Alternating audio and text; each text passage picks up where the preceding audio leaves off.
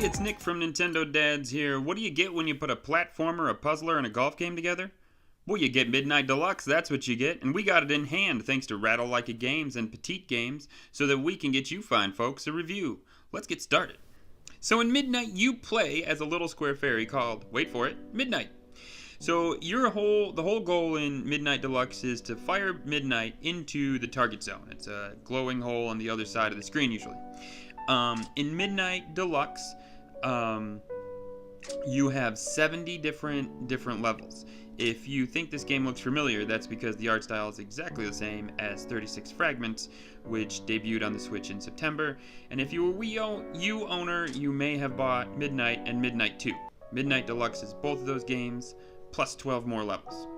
So the controls are pretty darn simple in Midnight. In fact, they can describe them in 3 sentences. You press the A to use the left stick to aim, and you release it to shoot. The longer the arrow, the bigger the force. You can also swipe through the screen. And then you try to shoot it here, in the target zone that you see right there. That's the complete controls of this game, and they work very well. They're concise, and they're definitely easy to learn. Because the controls are easy to learn, that doesn't mean the game is easy. The game is actually quite complicated, and the difficulty ramps up through the 70 levels. They do that through puzzles and through traps. Everything from lasers to spikes to these guys right here. And you have to try to figure out how to navigate Midnight through these things, and sometimes it takes a while. One of the good things, though, I do want to say, this has that cool insta-restart thing, I don't know what you want to call it, where it's just like, if you die, as you saw right there, I'm back in immediately. And not only that, but whoever decided to map the restart to the X button was a fantastic idea. So if you just keep dying on the same shot and you really don't want to see Midnight hit that same laser again, which trust me, you won't when you get to the top of these levels. The moment you know, that shot was bad, you can just hit the X button and he will drop. Midnight will drop back in and you'll be able to start again, and you don't have to watch you die for, the 15th time, if you're like me. So with that said, you did see in the beginning that swipe touch controls is an option on the Switch. I did try it, and it works just fine. As a guy who plays mobile games a lot, I think the touch is everything you'd want it to be, and I think they did a good job programming that. I will say for me, though, they did such a good job using controls that I just think that's the more comfortable way to play. But if you don't, I pulled the Joy-Cons off and tried it that way, and I just prefer it the other way. But there's certainly, if you don't, there's nothing wrong with the touch controls. They work just as good as you would want on an iPhone or Android or anything like that.